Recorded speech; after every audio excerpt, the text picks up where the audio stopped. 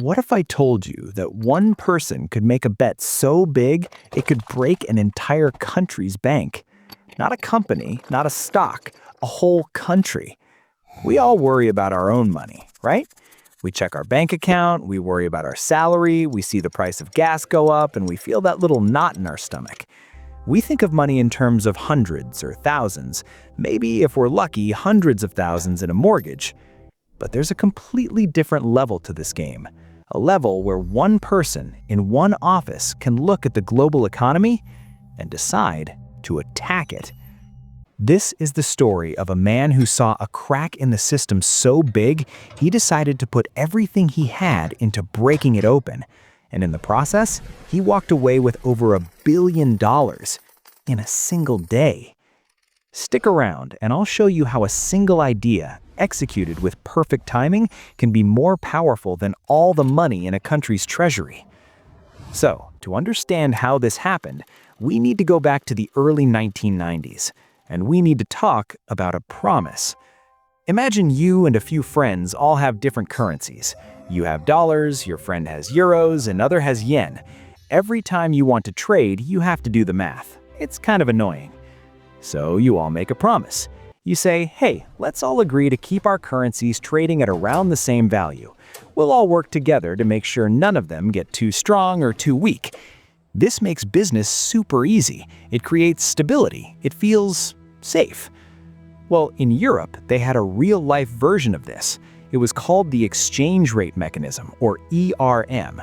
It was a club for European currencies. And in 1990, Britain, with its powerful currency, the pound, decided to join. The promise was simple. The British pound would stay stable against the German currency, the Deutschmark, which was the strongest in Europe. For everyone, politicians, bankers, normal people, this promise was a symbol of strength and stability. But there was a huge problem hiding in plain sight. The promise was a lie. Not intentionally at first, but the world was changing. Britain's economy was struggling. It had high unemployment and rising inflation. Think about your own budget. When things get tight, you can't keep spending like you used to. You have to make adjustments. A country's economy is the same. So, to stay in that stable currency club, Britain had to keep their interest rates really high. But high interest rates were choking their own economy.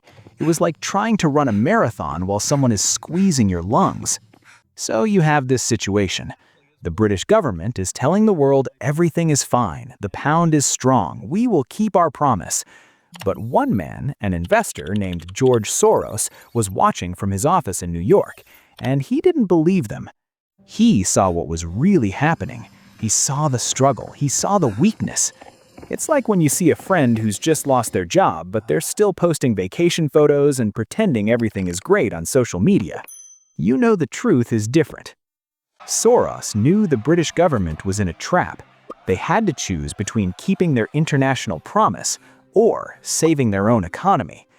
He knew they couldn't do both, and he realized something that nobody else seemed to grasp. This wasn't just an economic problem. It was an opportunity, a once-in-a-lifetime chance to make a bet against a country that was bluffing. So, how do you bet against an entire country? It sounds impossible. It's not like you can go to a casino and put chips down on UK economy to fail. But Soros used a tool that, to most of us, seems like magic. It's called short selling. Let's use a simple metaphor: the leaky bucket. Imagine the British pound is a giant bucket of water. The Bank of England, their central bank, is in charge of keeping this bucket full to a specific line. That line is their promise to the ERM.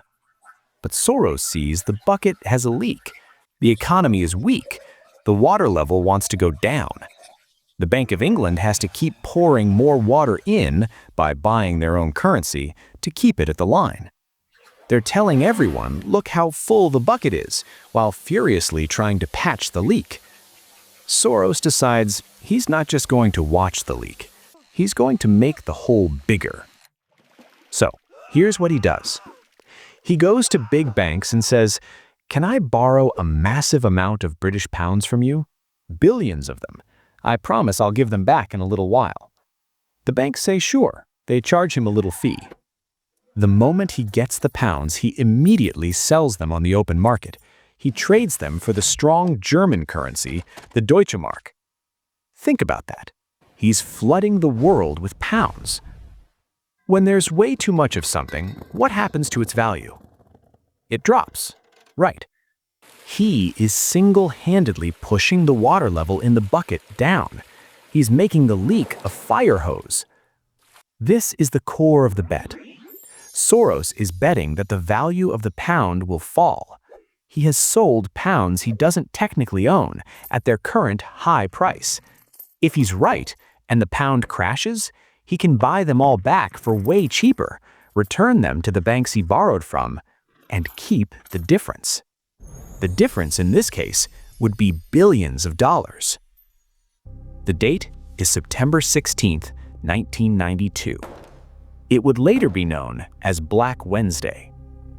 The Bank of England wakes up and sees a tidal wave of selling. It's not just Soros anymore. Other investors see what he's doing and they join in. The panic starts to spread. The water in the bucket is rushing out. The British government goes into full-blown panic mode. They have to keep their promise. They have to keep the pound's value up. So they start fighting back. First, they start buying their own currency. They spend billions of pounds trying to prop up the price. But for every pound they buy, Soros and his followers are selling 10 more. It's not working.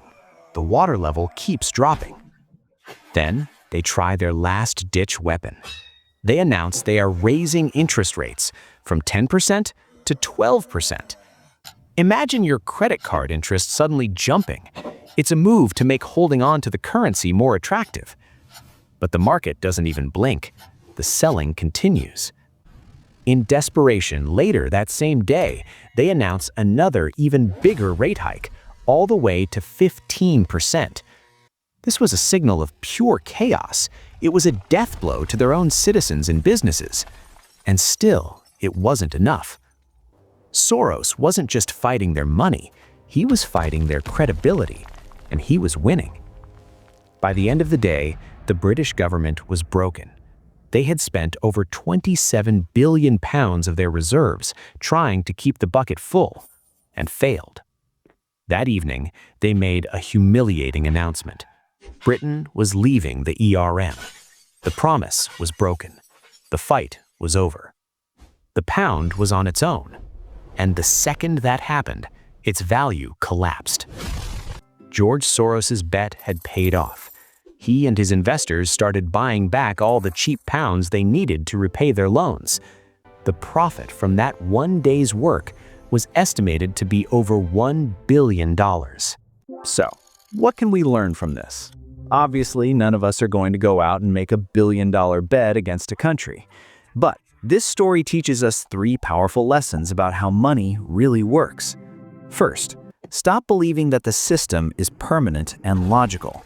We're taught that governments are stable, that banks are safe, that the rules are the rules. But this story shows that the entire global financial system is built on promises and confidence.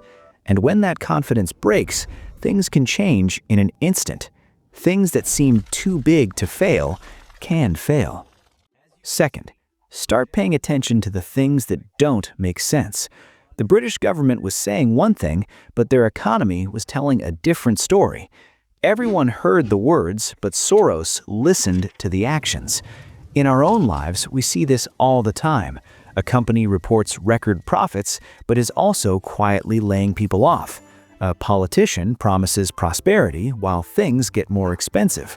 Seeing the gap between the story and the reality is where true understanding lies. And third, understand that risk is a matter of perspective. To everyone else, betting against the Bank of England seemed like a crazy, suicidal risk. But to Soros, the real risk was believing the government's bluff. He saw the situation so clearly that in his mind, he wasn't gambling. He was simply acting on a conclusion that was obvious to him. He saw the truth before anyone else was willing to admit it. In the end, this wasn't just a story about a brilliant trade. It was the story of how one man, armed with conviction, forced an entire country to face reality. He didn't break the system, he just revealed that it was already broken. He showed the world that in the game of money, it's not always the biggest or the most powerful player who wins. It's the one who understands the rules of the game better than the people who created them. And understanding those hidden rules is the first step to having any real control over your own financial life. If you want to see more stories about the hidden side of money and business, make sure to subscribe and turn on notifications.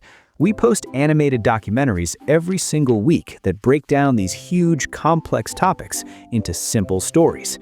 Next week, we're going to look at the time a group of thieves pulled off an $18 million heist of maple syrup. You don't want to miss it. Thanks for watching.